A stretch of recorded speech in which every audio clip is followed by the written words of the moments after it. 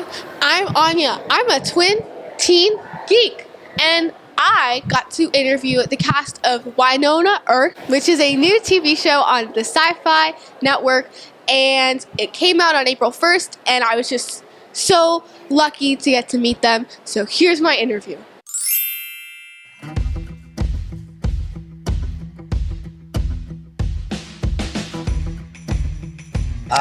He's pretty awesome. I've been a fan, like a huge fan of him since I can remember as a kid, and then I'm also a huge science fiction fan, and I'm a huge comic book fan, so this was literally a dream for me.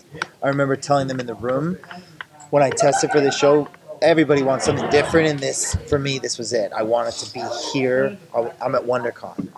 I'm a guy with my backpack buying comic books, and now I'm here. So for me, I'm living the dream, and I get to play fucking Holliday. It's pretty awesome. Yeah, it's awesome. It's the dream. I just knew someone else was going to have to really do one hell of a job because I really wanted this part, and I thought that I could bring something fun to the character. He's been done so well before that I didn't want to do someone else's version. I just wanted to try and have fun and do my own version of it. The mustache that I grew took about 4 months because he historically had a big bushy mustache. And whatever you call these things, he had that too. The mustache I could live with, but having that in the regular world, I was the hipster of hipsters. Don't forget. When we're filming and I have the hat and the guns, it's one thing, but when you're at Starbucks with that thing, it's a weird feeling.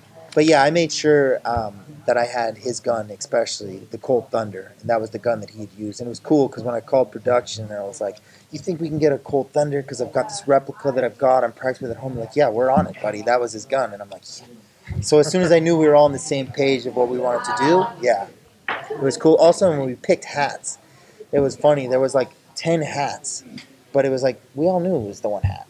We all knew it was that one hat, but it's like we got to look through I got to try all these other hats on. But we already knew that was his hat. That was Doc's hat. All of us agreed. Me, Emily, everybody in that room. But I tried the other ones on anyway. But it was like the hat was the hat. Yeah, it's really special the way that Emily has written it. I think a lot of people will be able to relate to it because I actually don't have a sibling, although I now do because of Mel is my sister pretty much. And I think it definitely holds the show together. Like you find the heart of the show because of course you're rooting for them to, conquer things together, but also be able to find a way with each other because, as most sisterly relationships can be, there are struggles and slight jealousies and all of those sorts of things, which I hope and I think we have managed to portray quite well. So I'm really excited about the sisterly relationship, definitely. I mean, I had definitely done a little bit of firearms training before. TAR-21, Israeli assault rifle, I had gotten pretty good with. I mean, it's mainly Glocks. There's a lot of 9mm, a lot of Glocks, but this is it's a whole different beast. Yeah. And the replica, I mean, I was at home flipping and flapping the replica. Then when I got there and they gave me the real, because I had the real guns, it's not the same thing, right? At all. But we went and trained, and we definitely did a lot of shooting at the range. And, yeah. I like it a little too much. Yeah, you have those, just putting them on. It's pretty quick. It's pretty quick. I mean, they definitely make it look super quick, but I definitely tried to get as comfortable as possible. That was really important for me. I think you got faster as the show went on. I really hope so. I was always conscious of that. I mean, he's one of the most iconic gunslingers of all time. I wanted to bring that respect to it. Yeah.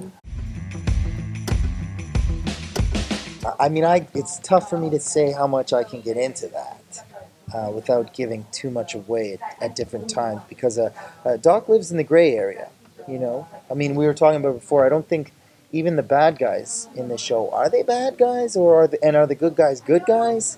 But Doc especially kind of lives in a gray world where sometimes our relationship's one way and sometimes it's another way. And sometimes I can't say anything else. But does he have a special place in his heart for her, being that it's Wyatt Earp's great-great-great-great-granddaughter? I think so, right? I mean, Doc Holliday definitely didn't have too many friends, and neither did Wyatt. So there's that. We got to play every day. It was just having fun. You know, because as an actor, a lot of the time you have to. Everybody wants everything real, and for some reason, everybody thinks real now is being like throw it away, deadpan. Don't say, do less, do less. Where in a show like this, you can be more. You can be characters. You can be crazy, and it was fun. Every day was just fun. But I think you nailed it when you said it's a comic book. So, you know, you're just lifting it from the page, and it's just, you said, it's bigger than life. You know? Yeah. So that's what makes it different from like other shows. You get to create a character from a comic. Yeah, from a comic book. So, you know. And it's an incredible world that they've created. And like constantly you'd be getting these new scripts and being like, oh, there's another part of the world. So like constantly like learning about that was so much fun. And then yeah, suddenly that you may not have had many interactions with one character, but then Emily's so clever, she'll just like tie it all together and you're like, oh, so I'd say for me that was what was so special about this show is playing within that world. Yeah, there's no surprise we're here. Like, if I walk through the halls, I'm going to pass 3 Deadpools, a Green Lantern, and Aquaboy. You know what I mean? Because it's play, and people get to dress up and have fun, and that's what they come here for. That's what we did every day. Yeah, Next year there'll be For Doc 6 months, I got to Holidays dress up everywhere. and play, and you're getting these scripts, and you don't know what's coming next, and it was always crazy, and he's amazing, and I don't know what he's going to put me through, or hell, and then I have crazy stuff with her, and then Wynonna, so it was just playing, all the time playing. Just get to be a little kid. Yeah. Emily created a mythology and story of rules that are at play with the Peacemaker. Those Wyatt Earp's gun. So the rules that go along with that. You know, we're thrown into this world that's all make believe and made up. And then, like you said, every script came out, and you realized the character had this going on that you didn't know previously. So it was always kind of a mystery for us too. What's cool what's cool is that we're all so different as well. Like the leads of the show they couldn't be more different, I would say. Like you've got myself and then this guy, but we have loads of stuff together, and it's like seeing the dynamics between the characters. So interesting. Yes, and which you don't usually get in a lot of shows, I'd say.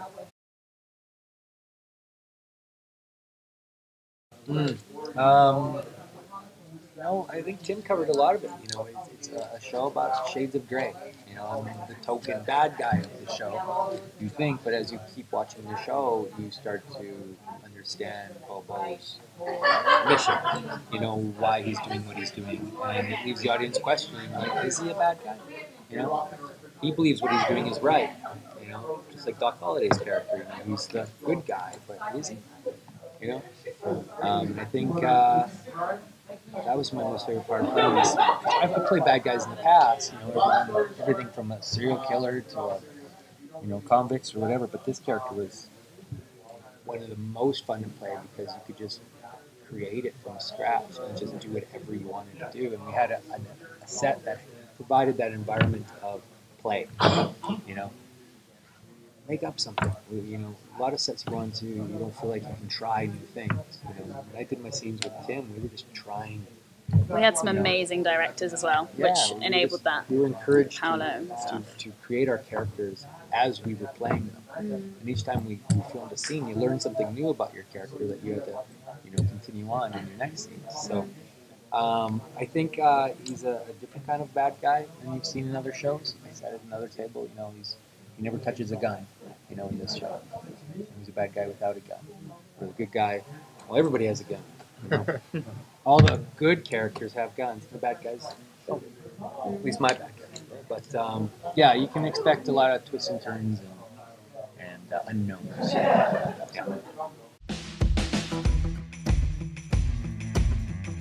I couldn't wait to read it. Yeah, I couldn't wait to read it. We had copies of the Yeti Wars kind of in the trailer, in the makeup trailer, but this hadn't come out yet. So we were waiting for this to come out for a long time, and Beau came to set and got us all excited, and I couldn't wait. Yeah. And you learn so much. Like, I didn't know I had a brother in page one. No. I played my character completely different.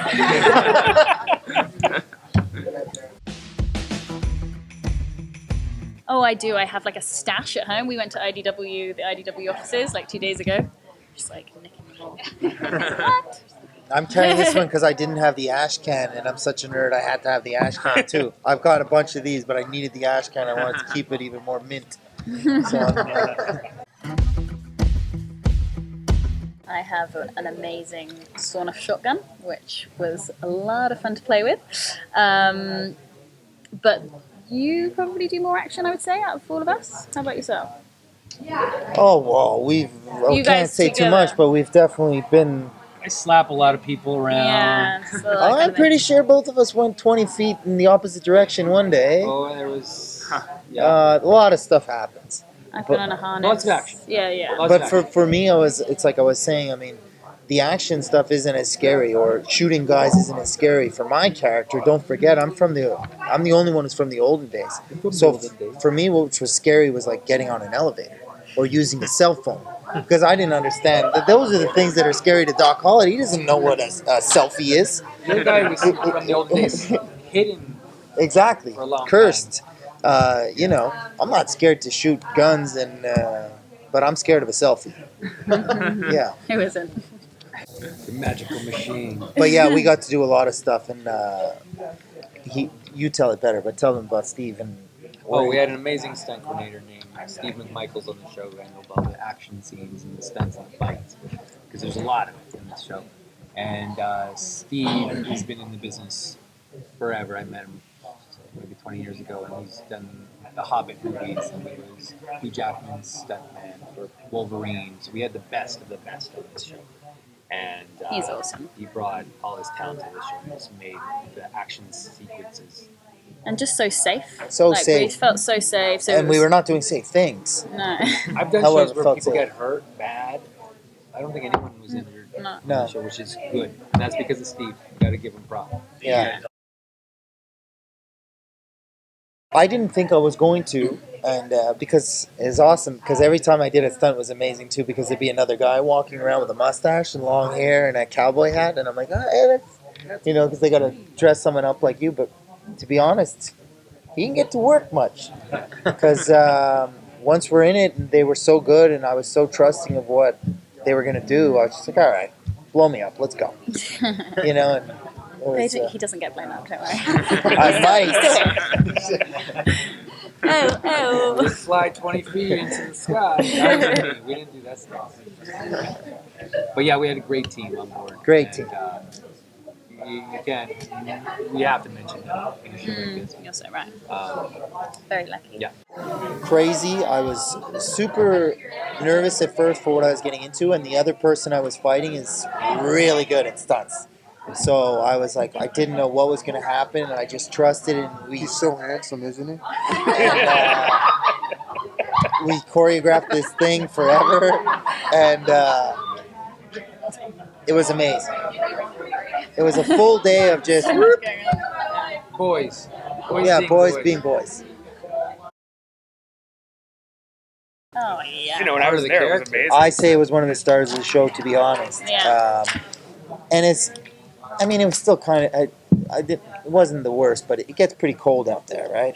But when you see it and you see the snow, because a lot of times we film the snow, it's just such a great back. And like the winter, the chill of it adds, it's like a character to the show. It just brings so much danger when you have his presence, and then the darkness, and then the snow, and the coldness, and the night. It adds a different layer to the show, and that it's kind of its own character. I think it's one of the stars of the show, to be honest. And it's filmed so cinematically in these massive landscapes that are just so stunning. You realise why we filmed it in Alberta. And it's great, and you can see they kind of put them in the shots, whereas It's clever.